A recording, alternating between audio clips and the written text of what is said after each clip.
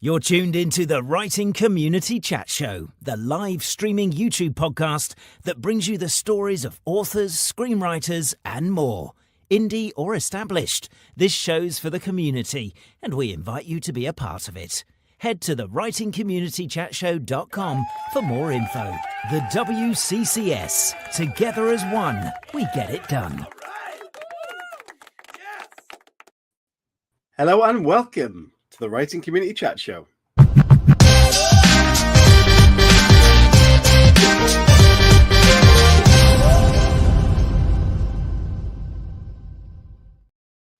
Welcome to a brand new episode of the Writing Community Chat Show. If I can get my words out, that is. Happy Friday. I hope you're all doing well, and let us know in the conversation in the chat if you are indeed having a good week or have had a good week. If you're watching back or listening back, thank you very much. Please do hit that like button and subscribe if you haven't done so.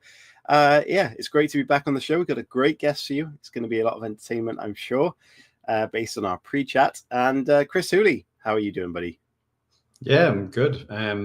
Back from the Brooklyn Book Festival, which was brilliant last week, obviously being on the mental health panel and doing all that. And then you created a WhatsApp group for all of our Writing Community Chat Show regulars. And yeah, that's been fun.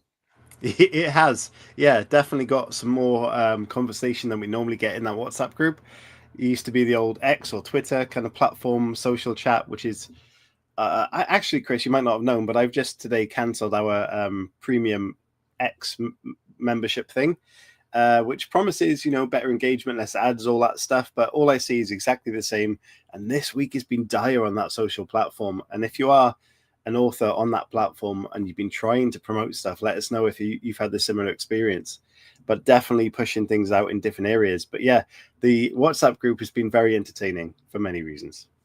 Yeah, I mean, shout out to Ross Boss, who's not cancelled us yet.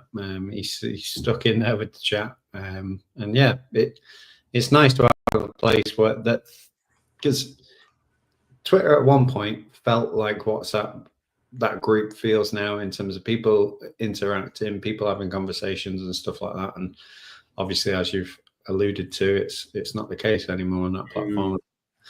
Yeah, it's sad times, but we move on and we find different avenues and different platforms. And, Substack is one for us with all the fellow writers. We venture on TikTok occasionally. But yeah, obviously people watching now, thank you. And again, people listening back to the show, we do appreciate that. Obviously our numbers when people watch live, massive. I love the fact that people watch us live and things like that. But the fact that people listen to us all over the world still baffles me. When you show me, oh, somebody in Zambia is listening to the show this week and stuff like that. So, thank you to everyone who keeps listening to the show. And again, the reason why you're listening is because you want to be a better writer, I'm guessing, or you're interested in the book. And that's what we're going to do tonight. We're going to pick the brains of another author, get some really good writing tips, and hopefully that can help you push on into getting your own book out in the world. Yeah, definitely. And I was thinking about it earlier, Chris. It just started going around my mind when I really took in the length of time we'd be doing the show. It's 5.5 years onwards, and it'll be 6 in March next year, which is coming around quick because October next week, guys, is spooky season. Halloween is fast approaching. By the way, I have just put my The Words of 11 horror up for a Kindle promotion this weekend. Saturday and Sunday, you can get that for free on Amazon, so look for that. But yeah, so I've been thinking about it, and it's kind of, I haven't really taken that into account, 5.5 years of doing this every week. But yeah, it kind of hit me in the face today, and yeah, it's kind of crazy that we're still doing it and enjoying it just as much as we were at day one. Yeah, I mean, we're halfway to 10, I suppose, or more than halfway to 10. We've got to do 10 years as a minimum. Because most podcasts don't see 10 years. But yeah, 10 years is a minimum. And who knows, we could be here in 30 years' time, still chatting to us. Not sure about that. 30 years. Why not? And on the topic of I've been reading Dracula this week. So that's, if you want to see my version of Dracula, that's what I'm going to dress up for on Halloween this time. When we do a Halloween show. Hopefully, we could do a panel show because we're overdue a panel show, and Halloween is definitely a good time to do a panel show. It is. And just before I know we're going to get our guest on very shortly, I want to float something out there. I want your advice and your suggestions. I've been doing something that I should have done a long time ago, which is doing a lot of TV show reviews and film reviews on my Substack. And that's something I'm very passionate about. And I've dabbled with it, but never really committed to it. This week, I've put a lot out there. I do watch too many shows instead of writing, but that's just the way it is. But with the Substack, but what I'm doing is thinking about creating a little side podcast where I just read those reviews in kind of a different style to the review itself, but more of a vocal version. And I want to know if people would actually enjoy that, if they would want to listen to, say, a short 5-minute episode of a review. And if that's the case, let me know. I'd be interested to say yes or no. If it's a no, fine. I don't think it's a big difference if it is written or verbally spoken. But yeah, I'd like your feedback on that, please. Yeah. What do you think, Chris? Yeah, I like the idea of that. I think maybe 5-minute episodes to people. Yeah, I mean, people maybe do those. You might want to do a longer one. You might do a monthly one where you review all your viewing for that month. But yeah, it's good. You know, people love recommendations for TV shows and stuff like that. So yeah, why not? Amazing. Okay, I'm going to get tonight's guest on, so please get yourself involved in the conversation through the chat and ask questions if you like. And then also remember there's a dedicated section at the end for questions, but regardless, send them throughout the show. So I'm genuinely thrilled about our next guest, a former middle school teacher, so you know that she has the personality to handle anything. As teachers, we can agree with that statement, pretty much. She has channeled her love of humor into becoming a USA Today best-selling author of heartfelt and hilarious romantic comedies. Her debut novel, The Do-Over, was called A Pure Delight by Kristen Higgins and is even slated for translation into 3 different languages. Her latest book, The Fake Out, proudly presented above Chris Hooley's head, is jam-packed with cheesy pickup lines and the kind of laughter she strives to create in all of her work. She lives in Washington, is a mum of 4, has 1 cat, 2 dogs, and a very intense fear of poodles, which we're definitely going to ask her about. So please give a huge warm welcome to the wonderful, funny, and talented Sharon Peterson. Hello. Hello. Thank you for having me. I see that I should have really looked closer at the bio I sent you, because I have 4 cats now, and my latest book was The Fix Up, and The Do-Over is out in 5 languages now. So, oh my goodness! Well, that's my bad. No, it's my fault. I'm sure I just didn't pay attention, so I'm sorry. Well, there's your update, guys, and I shall adjust things later on. Sharon, thank you so much for joining us. How are you doing? Doing okay. Doing all right this morning, or I guess it's afternoon right now.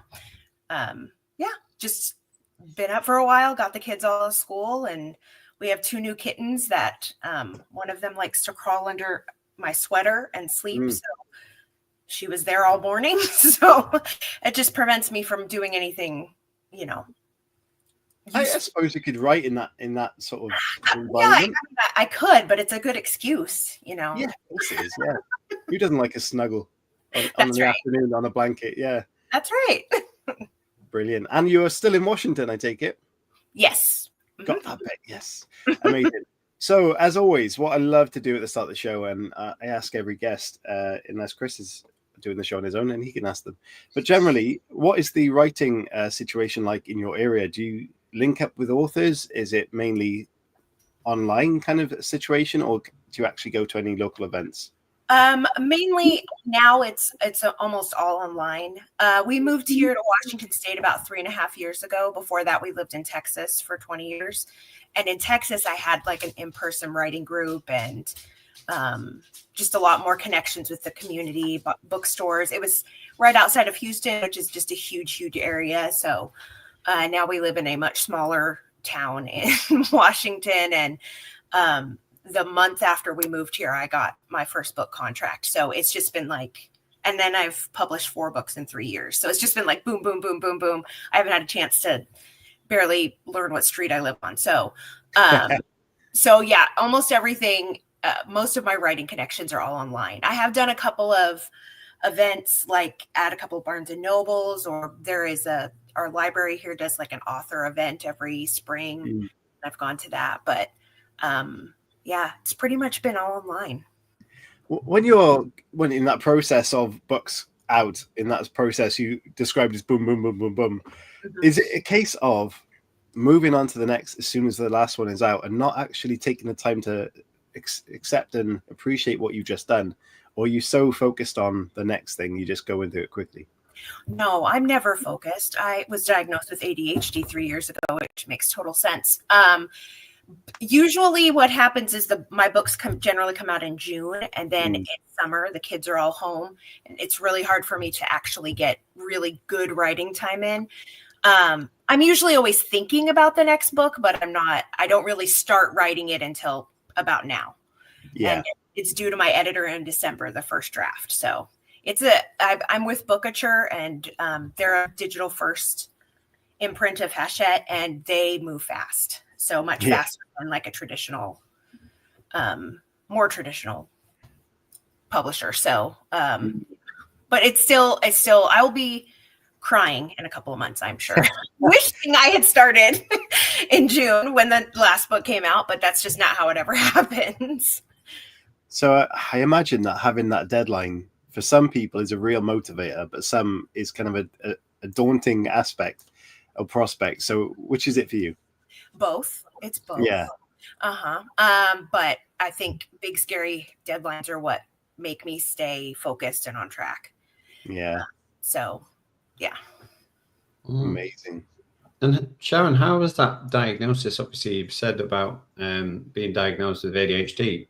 Did that sort of make sense to you in terms of like, what was your writing life like before that diagnosis? And do those deadlines like really push you? And do you think if you didn't have them, it might be harder to concentrate? Oh yeah, I think that deadlines help me a lot, even though I hate them. I have to have them. I think it's one of the reasons why I haven't self-published, because I would have to, I'd come up with excuses. I would set something and then I can push it a little further. So, so yeah, I mean, it's been good. Medication has helped a lot. It started because I also have generalized anxiety, and when the doctor I had kind of this episode, and the doctor put me on my third anxiety medicine. So I was taking 3 a day, and I was like, and it wasn't really helping. So I was doing my own research, and I happened across a TikTok video of all things. And I just saw a lot of myself in what they were saying. And so I kept researching, and then finally went back to my doctor and I said, what if we're medicating the wrong part of my brain? And so we did an evaluation, and she started me on Adderall. And the first time I took it, it was like my whole body just went and let out all of this anxiety. It was wild. So I definitely feel a lot less anxiety and a lot more of an ability to focus than I did before. It doesn't solve everything, and I'm still a mess most of the time. A lot of people think I'm more organized than I am. I'm not. But I mean, that's kind of also a woman with ADHD, is we learn how to mask really, really well. So, and figure out how to look like we have it all together until we don't. So, yeah. So that's really impressive, even more so to look back at kind of what things were like before with your children, your dogs and your cats, and your undiagnosed ADHD at that time. How did you fit writing into that, around your career as well, writing into that lifestyle? It's kind of a long story how so I've always been a reader, a voracious reader my whole life, always kind of secretly wanted to be a writer. But I always say that my life made me ruthlessly practical, and writing is not practical. It is a hobby until you can make money at it. And that can take years and years and years. And I taught for a few years, taught for a few years, had 3 boys in 3 years. 2 of those boys are autistic. One of them is severely autistic and requires 24-hour supervision. So life was just really, really stressful when they were all younger. I mean, it's stressful now too, but we're used to it more. And I just never wrote anything. And I had before, but not once the kids came, it just was out of the picture. And then Mhm. about 2015, some friends begged me to start a blog, I think because my Facebook posts were getting way too long. And so I did that. I started a free one and I blogged faithfully for a year. And at the end of the year, I learned that I really hated blogging. But I did like telling stories because my favorite things to write were like creative nonfiction and stories about my life and those kinds of things. And I think if you want to be successful at blogging, you have to write things like, 3 fun things to do when you're a vampire, or, stuff like that, that catchy titles. And those are the kinds of things that people click on, and not, hey, I cleaned up something really gross today. So I did that. And then at the end of the year, my computer stopped working, my laptop, and we could not afford to replace it. At that point, we had 4 kids, and therapy for the boys was expensive. So I realized really fast that I missed writing a lot. It had been kind of free therapy for me and a way to express myself. And but I didn't have it anymore. And then a couple of months later, a friend invited me out for coffee, and she presented me with a new laptop.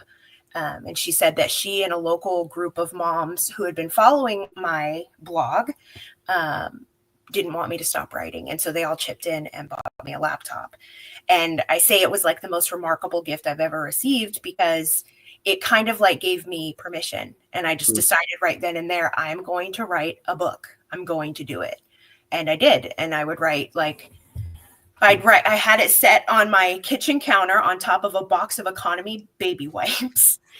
And so I could stand at it and type. And so I'd type for 5 or 10 minutes, and then I'd go clean up some spilled milk, or type for 10 more minutes, and then go yell at someone to get off the trampoline naked, which did happen. And I'd stay up till 1 a.m. or I'd, type right when they napped, whenever. And I was able to finally finish the first draft of that book.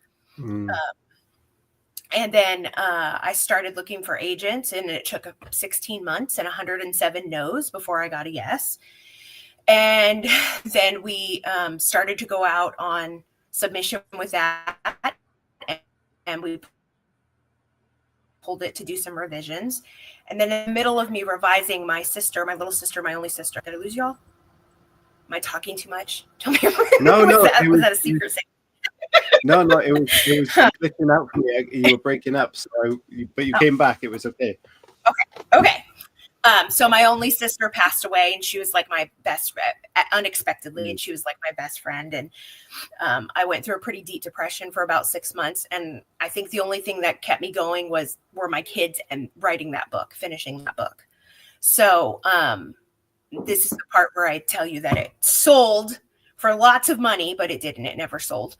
So I had to write a second book. And that went out on submission in February of 2020, because my timing is awesome. And that was on submission for 2 solid years before Bookature picked it up.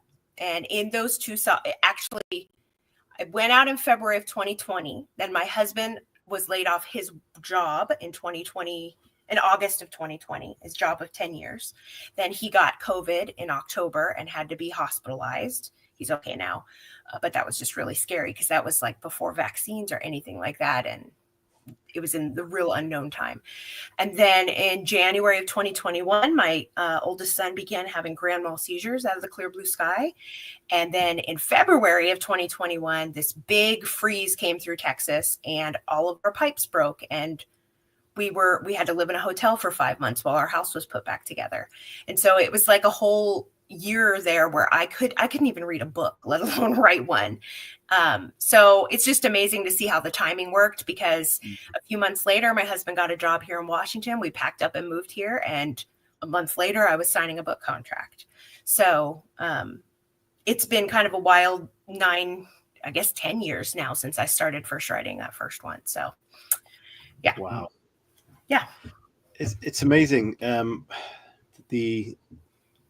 from the blogging, but when you started pitching your books or looking for an agent, you mentioned over 100 no's. So many people would give up way before that. Mhm. So what was going through your mind in terms of, was it a case of, I know this is going to happen, or is I'm just going to keep going? We don't say stubborn in our house. I'm very steadfast.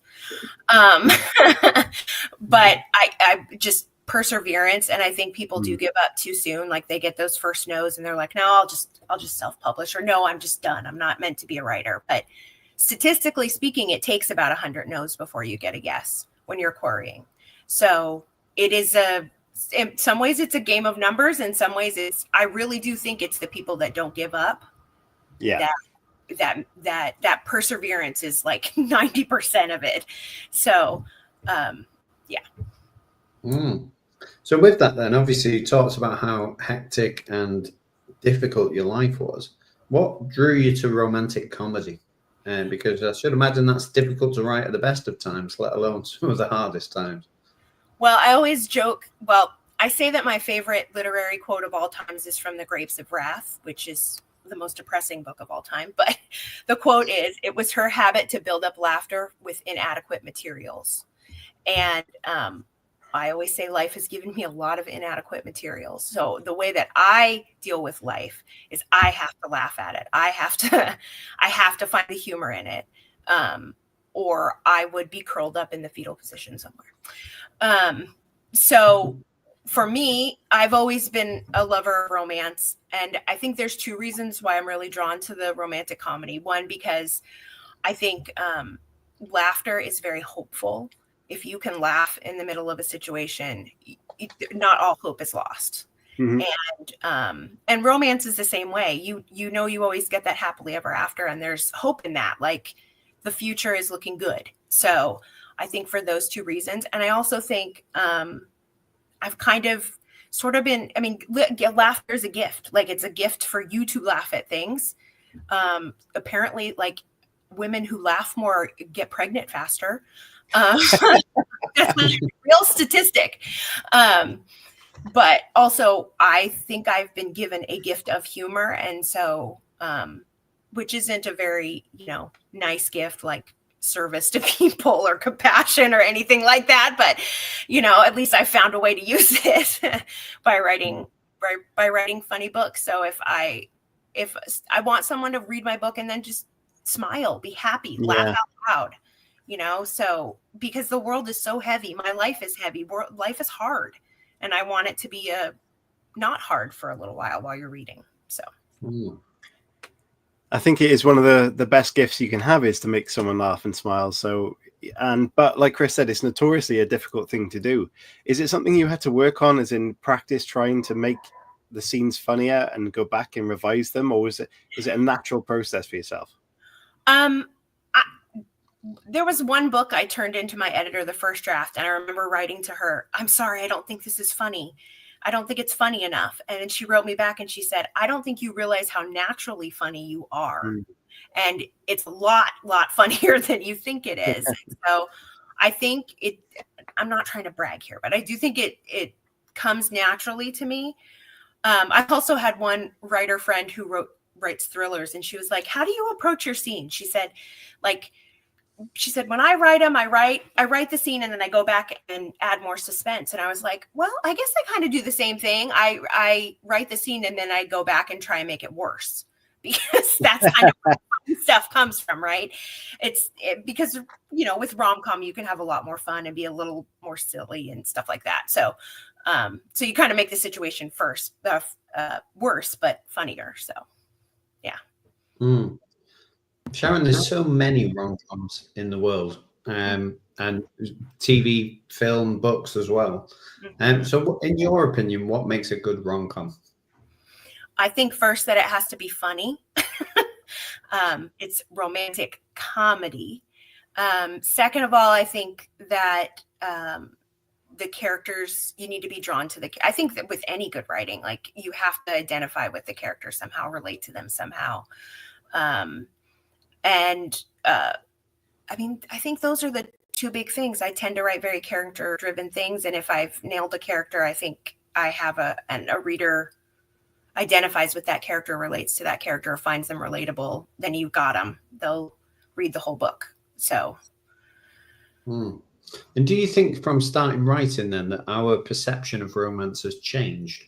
Oh, yes. I mean, it's definitely become a lot more mainstream. We are less likely to be made fun of than you were 20 or 30 years ago if you were reading a romance novel, you know, oh, it's just a romance novel, or, you know, that's not real reading, or real literature or anything like that. And I think now it's definitely become a lot more mainstream. And I think maybe that has something to do with just women having more of a voice in society, because obviously women are the ones that read romance the most, and romance often carries the publishing industry, to be honest. So, you know, in terms of sales.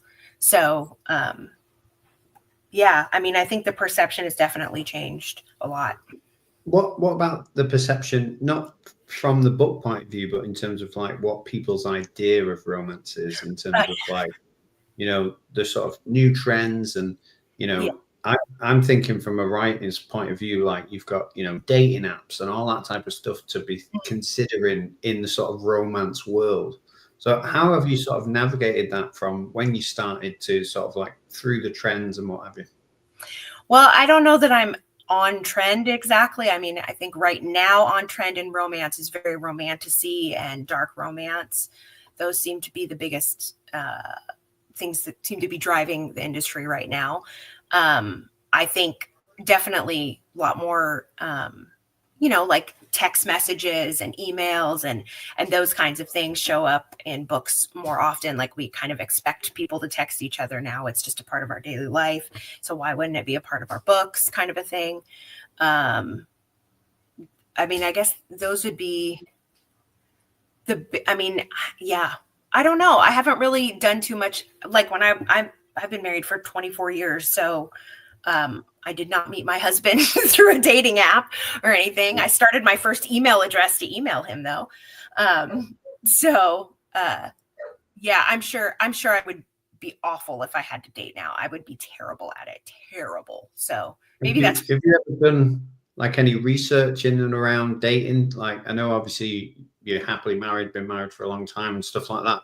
But have you ever gone, do you know what, for this book, I need to see, you know, maybe look at a dating app, or I need to ask some people who are single, like what it's like and the experience of like trying to romance now? I would say yes. I do a lot of kind of lurking on Reddit. There's several good boards on Reddit where people will share stories about how they met or this or that, or bad dates. I love reading about bad first dates.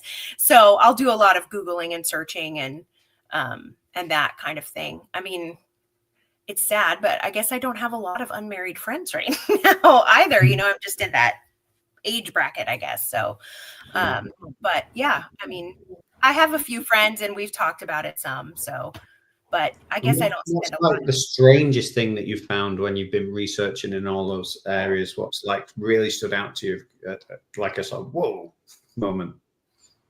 I mean, I just think, well, there are just some apps that are not necessarily for dating, for just kind of hooking up or something like that. And that whole thing just kind of weirds me out a little. I also write closed door romance or clean romance. It's kissing only, whatever you want to call it. So I don't really get into that side of things very much. And yeah, I think that whole aspect of it just is weird to me, but you know. Yeah, I agree. Maybe that's just a me thing. It's not a world thing. So, okay. Before we move on to the next part, which we'll talk about the fix up, I've got to ask you, address the elephant in the room, or perhaps the poodle not in the room. What is the story about the intense fear of poodles? When I was like 3 or 4, I had a run-in with a standard black poodle. He, I guess, snapped and growled at me. And I guess it just stuck in my lizard brain. And ever since, like, it's not just a, ooh, gross kind of a thing. It's like I will walk across the street. It's like that fight or flight feeling. Like my heart starts pounding when I see them. And they just freak me out. I apologize to poodle owners everywhere. I'm sorry. please keep them away from me. But then you've got dogs. It's not like a dog thing. It's not a dog thing. It is a poodle thing. Yes. Amazing. That's fun. It's kind of like ET with Chris. Oh. Yeah. Uh-oh. Uh-oh. Yeah, E.T. is horrifying, though. I've said this multiple times. He's a very scary looking thing. And, yeah, don't get into that because space, aliens, and the fact that he turns up in Star Wars, that really irritated me. With loads of other ETs waving. I was like, no, thank you. Anya has put a question there. It says, does this phobia include doodles or just poodles? Doodles I can handle a little bit more because they usually, I think it's especially that classic shave where it's like their big poofy heads and the little tails and the I'm getting the shivers. We'll move on. Sorry to remind you, but I had to ask. Okay, so I'm going to play the video, even though I forgot video number 1, Chris. I do apologize. I haven't played that for a while. So we're going to play a little video for part 2. What's the story? And then when we come back, can you let everybody know what the Fix Up is all about? And we'll ask you some questions about that. Sure, sounds good. Excellent.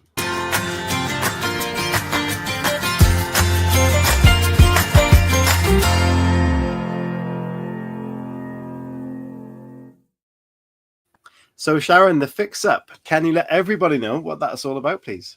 Sure. So this is the 3rd book in my series set in the fictional town of Two Hearts, Texas, which is kind of based on the town that I lived in a little bit. It's smaller. And they're all standalone, so you don't have to read the books before it to be able to follow along. This one is about Ellie. She's a single mom. She has a 6-year-old son, and she moved to Two Hearts about 3 years ago, and they kind of took her under their wing, and she just came from she's made some decisions in her life that she's not real thrilled with, and so she feels like being in Two Hearts is kind of like a new life for her. And the local cafe, she worked at the local cafe, and the owner was just this curmudgeonly old man who didn't have any family, and when he passed away, she was left with half of the cafe, the house, and then the 20 acres it was all on. And but she finds out, or the whole town does really, that he had a secret grandson no one knew about, and he gets the other half. But in order for them to inherit, they both have to live on the property for 6 months before they can stake claim. So it's kind of a bit of forced proximity. They're kind of a grumpy sunshine, kind of a mix. She makes him live in a tent in the backyard for a while. And yeah, he fixes things around the house, and she has ADHD. She was diagnosed as an adult. So this book was in some ways really, really, really hard for me to write because I identified so much with her in certain ways. In fact, I think I spent the whole time going, I hate this book. I hate this book. And my editor was like, no, don't hate it. It's good. And I just still didn't believe it. I think about the week before it came out, I decided I liked it again. So, yeah. So it's, about their 6 months time. And of course they don't like each other, and then they do. And then we get happily ever after because it's rom-com. So considering the other books you've written and your fear about this book, almost that, because of the connection, you're not quite loving it perhaps as much as the others. Did you have an expectation that this would do better or worse than the other books? Oh, I always think they're gonna go terribly wrong. Always. Yeah. I always I really struggle with confidence when it comes to that. Like, I always, before a book comes out, the anxiety is nuts. Like, if a book goes out on NetGalley or anything like that, I try to avoid the reviews as much as I can until I can't stand it anymore. And then Halo said this book sounds fantastic, and based on what you just said, I'm going to read you 2 reviews or parts of. So yeah, this will help your confidence. I haven't picked anything out bad because there wasn't any. Of course, I wouldn't do that anyway. But I've read all of Sharon M. Peterson's books now, and I think unwittingly saved the best till last. The vivid character descriptions and use of humor made this a real page turner. Great 5-star review there. What I want to ask based on that is that you mentioned the characters earlier, but the vivid character descriptions, how do you approach writing such complex characters and describing them vividly without being too perhaps overly descriptive? So I write in first person, just one point of view. And although I say I am not a plotter, I do think that I think about it for months and months ahead of time. That character lives in my head, and I will take that character places with me and do silly things like, we're waiting in line at this grocery store. I wonder what Ellie would be doing right now, or what Ellie would be thinking right now. And so there's a certain point when I'm writing the rough draft, usually about 30% in, where it just suddenly clicks, like it all comes together. And then I almost feel like she takes over, and I'm just writing what she tells me to write. So, and I think as writers, we should always know way, way more about our characters than ever makes it on the page. And I think that's how you give them depth and make them feel more real. That they, broke their arm in the ninth grade, climbing out their window to meet a boy. That it doesn't mean it's going to be in the book, but that about them. So, all of those little things, I think, show up in your writing without you realizing it. So, yeah. I like that. I like that example of how to get to know your characters at a shopping in the queue in a shopping center. Yeah. It's a really interesting thing to think about, because at that point, most people are kind of either looking around, playing on their phone, and if you got a really special kind of character, they could be doing anything, right? Right. Yes. Yeah. If you know what their reactions are to things, to little things, I think it helps to know. Then you start to learn how they will react to big things too. Yeah, of course. Nice. Go on, Chris. I was going to say, leading on to that, from that, and I'll ask this, Chris, because it links into what she just said, which was the next review. I've got the two here, and this the second one. We only have Ellie's point of view, which you mentioned throughout the story, but I find it really helps understand her and her chaotic brain. I am 100% pinching this sticky note to-do list. Oh, yes. Is that something you talk about for someone else who might have a chaotic brain? Yes. So, Ellie, and this is something that like a technique that counselors will give to someone with ADHD. And what it is like, you use a wall or something, and you divide it into three things: today, soon, or in the future. And then on the today, you are only allowed to have 3 sticky notes. And those are your 3 things, or now, put as now. And those are the 3 things that you have to work on. And when you work on one, you crumple it up and you throw it away, and you get a little hit of dopamine. And then you go over to your soon pile and you pick one that you can move over there. So you're always shifting things over, but you're only ever having to work on those 3 things. So it kind of helps keep you focused. I always say my biggest thing is finishing fully, because I may finish it almost, and then I'll just walk away from it and then procrastinate and do all of these things and not finish it. So that's something that can be really helpful. So Ellie has that whole thing set up on the wall in the kitchen, and that's kind of Gil, the male main character. That's kind of one of his first introductions to her, as he sees that. And he happens to have a background as a special education teacher. So she was all worried he was going to think she was weird or something. And he was like, oh, that's actually kind of smart. So I've had a few readers say, oh, that is a good idea. I'm going to try that. It does sound very good. Excellent. Yeah. My question, Sharon, I've kind of got 2 now, so I've just thought of another one. But the first question that I was going to ask was the single mother sort of storyline narrative. How much does that complicate a romance when you're putting it all together? I think kids should make things a little more challenging. It's because I think as a parent, those are your first, your kids are your first priority. And so I guess I've never been in that situation, but I was raised by basically a single mom. And I just know that she always put us first, every time. So I think that dynamic is weird. And then in this case, in this book, it's a stranger. That's why she makes him live in the backyard for a while. Because she doesn't want him interacting with her kid or her kid getting attached to him or anything like that, because in the book she says he deserves the best, and I'm not allowing him to be around what's not the best. I don't know you, so I think in this book, and maybe it's not like this in a lot of single parent books, but in this one, her son Oliver was a big driving force for her and her motivations and her desire to have a big bright future, because she wanted to do that for him especially. So yeah, and my second question off the back of the things you've been talking about is, what are your top tips then? Because we know writers can suffer from that dopamine or lack of dopamine.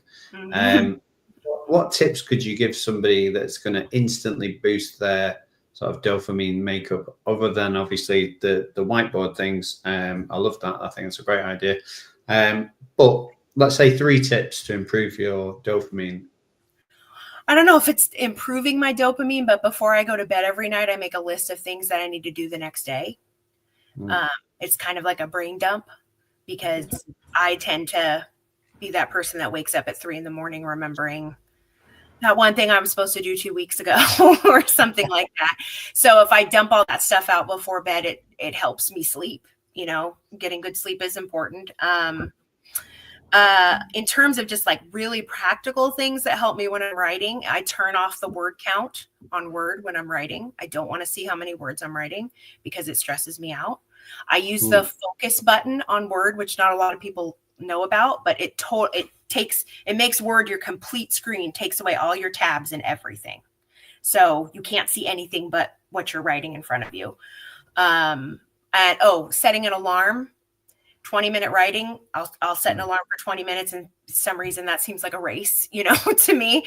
And I will even count up how many words I wrote in that 20 minutes and then try and beat myself the next time. And I'll do 20 minutes, and then depending on how I'm doing, I'll take 20 minutes and go do something else around the house and then come back for 20 minutes. Also, things that writers have to do that maybe don't involve actually writing, or maybe some people can do this while they're writing, but I have like a little mini stepper. And if I'm watching, like, if I have to do emails or I have to, you know, do social media stuff or anything like that, if I'm moving while I'm doing it, it helps me also to stay on track. So what I like to do is I'm writing, and then I think, oh, I wonder what XYZ is about. I should go research that. And then 3 hours later, I'm learning about miniature rabbits or something. So, you know, I mean, so I have to try and keep myself as focused as I can, because I don't have a lot of time to sit in a quiet house and write. So also leaving your house entirely, even if it is a quiet house, because sometimes just sitting in the house, the distractions don't have to be noise. They're just like that pile of laundry or those dishes or those bills I need to pay, or so just by removing yourself. So I sit in my backyard a lot and write, which is going to be a problem because we're about to hit rainy season, but I'll sit in the backyard a lot. And I don't take my phone or my tablet or anything with me. It's just me and my laptop. So, well, talking about the being busy and being distracted, Halo said earlier, I made a whole lightsaber battling movie with my son the other day instead of mopping, so she feels you. I don't know. You were making memories there. I think that counts. All right. All right. I think that's quite a good point. Was that a good answer for your question there, Chris? Because I think that was a really good detailed answer. Yeah, I mean, obviously we've talked a lot about mental health and stuff like that. We know how important dopamine is, especially people who need a lot of it. And yeah, definitely some really good tips there. So thank you. Excellent. Okay, so those that are watching live right now, we're going to ask our staple questions very shortly, and it's a chance for you to send in any questions you might have. If you do have them, please put them in the link right now, in the link in the description, in the comments, in the chat, whatever the case is there, and we'll get them on screen. But before we do that, I was going to ask you something. Oh yes, okay. Do you have a favorite romantic comedy movie? Oh, I would probably say Dear Frankie. I don't know if anybody's seen that. It's probably from the 90s. It has Gerard Butler in it, and he's like a salty sea captain. It takes place in contemporary times, but it's this woman who has a little boy who's deaf, and the father just ran off or whatever, but she's told him his whole life, no, he's just away, he's coming back. And so she's been writing letters as the father to the son. And I can't remember. It's been so long since I've watched it now. I need to rewatch it, obviously. Anyway, she ends up talking Gerard Butler into pretending to be his dad while he's there. And it goes from there. So I really love that one. And then Seven Brides for Seven Brothers is my favorite movie of all time. So, and obviously it's a classic. So Brilliant. Yeah, Gerard Butler definitely looks like he could play a salty sea captain. Yep. Chris, do you want to talk about your favorite romantic comedy? Because you always want an opinion on that film. It's not really a romantic comedy. See, Sharon, people give me a lot of stick for liking La La Land on this show. And I say it's a really good depiction of love. And I've not seen sort of like it be told in that way before, in terms of like they could have stayed together, but they didn't. And it didn't give you a happy ending. But that scene at the end, sorry if nobody's watched it, but they sort of see each other and they're in different lives, but they kind of got what they wanted. So they're still happy for each other. And there's a whole montage of like, they could have had it if they stayed together, but they didn't. And I just, I thought it was brutal love at its best. But yeah, what your opinion is on that? No, I actually have not seen it, but I would call that a love story versus a romance. But I think, I think sometimes the biggest act of love is letting someone go, right?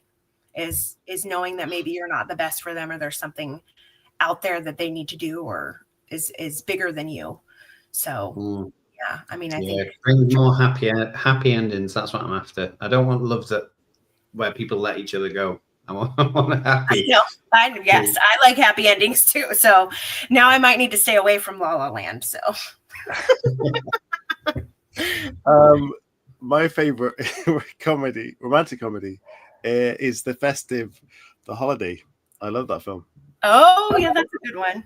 I haven't seen that in forever either. I watch it every year. A holiday too. Sorry? They're doing a holiday too. They're not. Yeah. Oh, that's just going to ruin things. Yeah. Maybe. You never know. It could be good. It's because they want they've probably pre-built a building in a nice Cotswold area, and they're gonna rent it out after the film's been made and make a lot of money. That's probably what the case is there. Because that holiday, the cottage in The Holiday is rented out all year round still. Anyway, okay, so let's move on to part 3 of the show. Otherwise, we'll talk about random films all afternoon, which is fine. Community questions, please send them in, and we will get our staple questions asked, and then we'll ask your questions straight after that.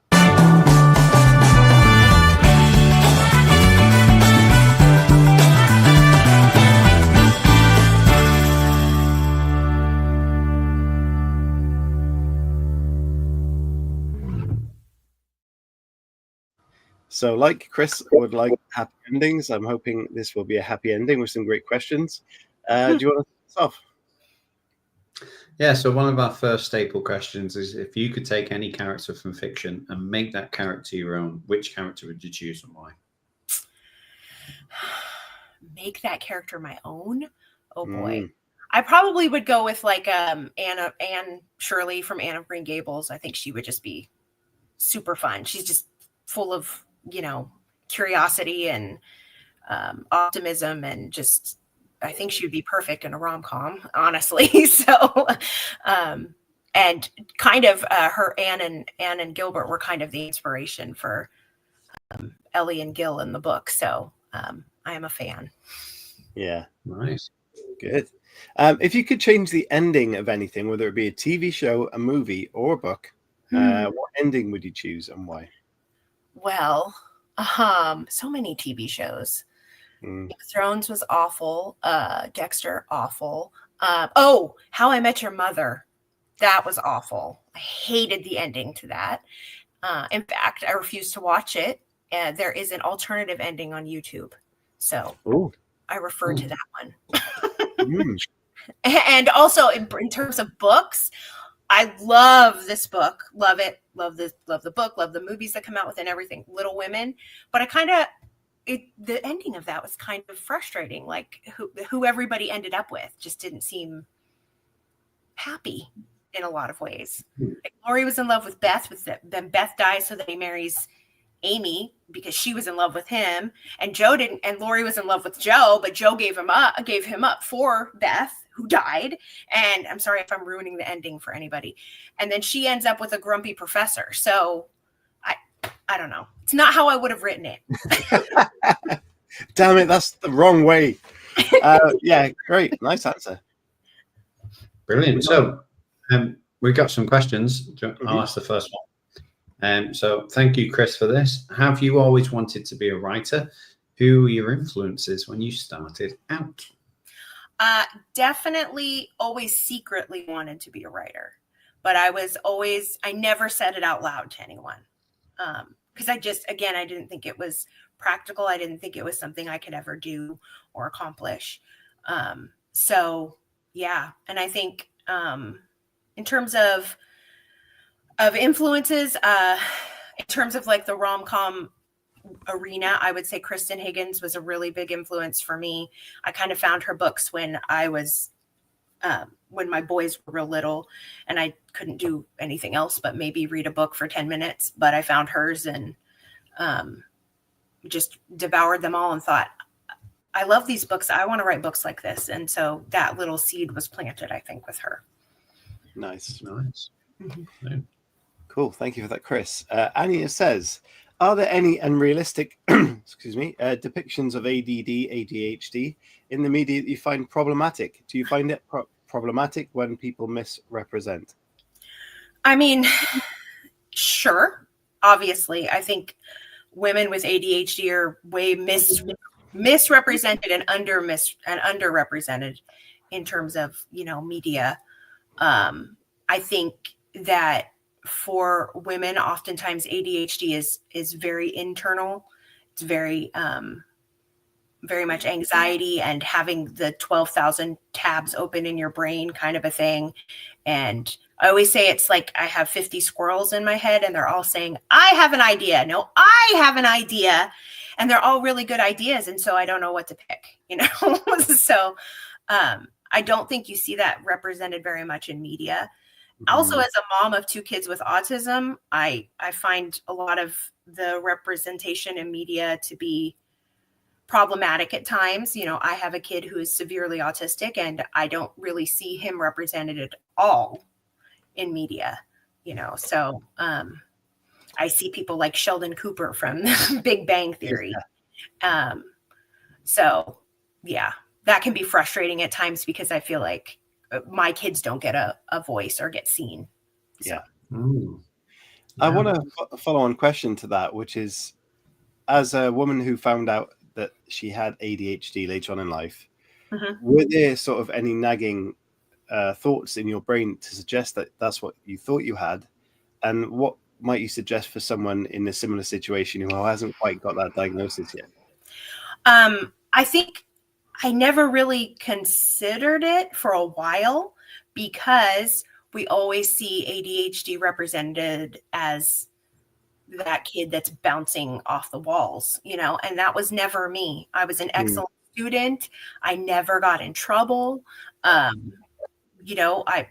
for the most part, I guess I would be deemed successful. I was a teacher before this. I can write books. I can write whole books, but then I will look at the pile of laundry for 3 weeks and think, I don't want to fold that, So yeah, I kind of had an inkling something was up about the way my brain worked. I think when my sister passed away, it was kind of a breaking point for me and it really brought a lot of things out. And I've told my husband this, I think my brain kind of broke, like all of those things I've been doing to sort of keep it together and all the strategies that I had been using and didn't realize I was using, they just were gone. And my executive function just plummeted. And so I struggled for those 6 years trying to kind of do life and keep it together. I have no idea how I write books, guys. I have no idea. Powered by squirrels. and, Yeah. and the fear of poodles. So did you have any advice then for someone? Because I hope she doesn't mind, but my wife has mentioned that she thinks that might be the case for her, and she's perhaps, I don't know, maybe a similar age to when you found out. I'm not sure. I don't want to suggest an age of anybody. But so, what would be the next step for someone like maybe in that position? At the time, I was working with a counselor anyway, so I brought it up to her first.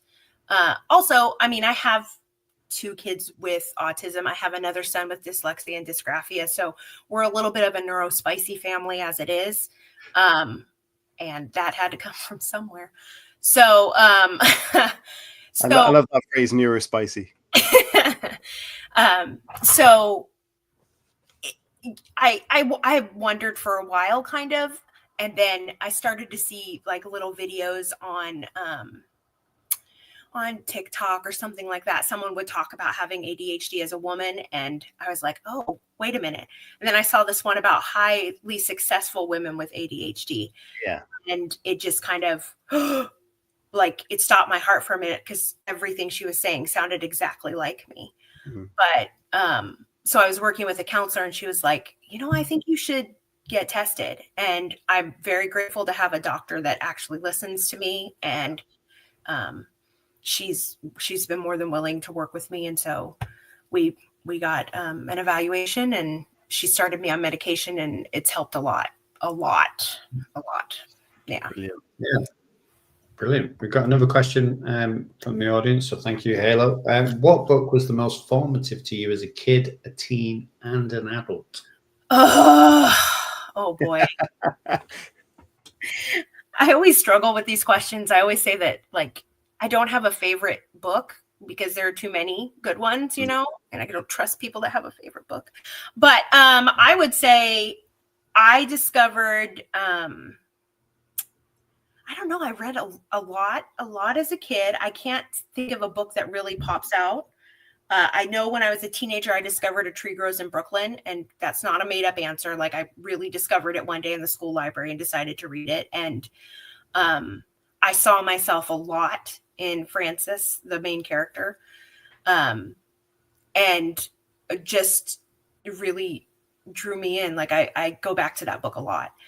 And then as an adult, oh my, I don't know. There's so many books that I don't know about formative. I don't know. That's one I'd have to think about a lot. What one, say one that you've read this year, maybe, that you would recommend for someone to read? Oh, I read The One by, is it John Marr or Mars? John Mars, yeah. Yeah, I just read that one, which is out of my typical genre, but yeah, that one was good. I walked around all day asking people, what would you do if there was DNA that told you who your perfect match was and you were already married, so that one stuck with me for a while. I'll show you that. Oh, look at that. That's him. Yep. So we've interviewed him plenty of times at the Harrogate Crime Writers Festival. He is a lovely, lovely man and a great author. Awesome. A little twisted in the head, obviously, but awesome. Well, yeah, definitely. Yeah, his books are like Black Mirror novels. Yeah, they're brilliant. Yeah, very, very, very like. I love when there are books like that make you just keep turning the pages and keep turning the pages. So, yeah, it was very, very thought provoking for sure. Yeah. Brilliant. Amazing. Okay, we're yeah, go on, I go. Yeah, I was gonna say we've got like 2 minutes left. So Chris, if you want to finish this off with the morbid question, we'll then find out where people can find and stalk Sharon. And then we'll wrap it all up. Yeah, so the morbid question is, you're on your deathbed, you're looking back at your writing career, what would you be happy with? What is success to you? If I'm looking back on my writing career, I would just be honestly, I'd just be thrilled to know that I made people smile. I made them laugh. I made their day a little bit better because they read one of my books. That would make me happy. Yeah. Nice. I mean, aside from dying and stuff. Yeah, well, yeah. I made someone smile. It's okay. Yeah. Yeah. A bookish redhead just commented, "I'm so disappointed. I just saw this was happening there now." She almost said that in a Welsh way. But there you go. Yes, it's there to watch back and listen back. Don't worry. Yes, it'll be a replay. You can watch the live replay straight away on YouTube, but it will be dropped later on as well, and the podcast will be over the weekend. So just to wrap it up then, where can people find Sharon on social media? Where can they stalk you? And where can they buy your books, including The Fix Up? All of my books are available on Amazon. They all have audiobooks also, and they're all on Kindle Unlimited. If you have that, you can stalk me. That's funny. Instagram is where I am a lot. So it's just search for my name. And then I do have a TikTok account. I'm sorry in advance. And then my website, SharonandPeterson.com. Oh, and just before we do finish then, what can people expect next? I'm working on another book set in two hearts, and it's about two characters that you've met in the three books. So I think people will be excited that they're coming back. So, lovely. Brilliant. Yeah, for me, I want to say thank you so much. You've been a very great person to talk to and interview, and the story you told about what you've been through, and you still managed to juggle everything and get the words on the page and get the stories out there, and the success you've had is amazing. So thank you so much for sharing all that with us. I've really enjoyed it. So for me, thank you. I'll pass you over to Chris. Yeah, and I was going to say, obviously 5 book children and 4 actual children. That is a busy schedule. So yeah, just congratulations, and I hope more keep coming. Not necessarily children, because they can be hectic. Thank you all so much. It's been lovely talking to you, and yeah, you guys made it easy. So hopefully I didn't over talk. I know I can talk too much sometimes. So not at all. Bookish Redhead, just before we go, says hoping it's the best friend. We don't give any spoilers away. It's Iris. It's Iris. Oh, there you go. It's exclusive right there. Anya says, great show. Thank you for everybody tuning in. And hopefully you're going to have a cracking weekend, and we'll see you next week. But in the meantime, make sure you get your writing done if you're a writer. If you're a reader, support your authors. Get on their social media, give them a shout out, share their stuff and all that good stuff. But go and find The Fix Up, pick that up, and leave Sharon a review. Even though she doesn't like to read them, we'll send them on to her. But yeah, from us, it's goodbye, and stay safe, everybody. Enjoy your weekend. Bye.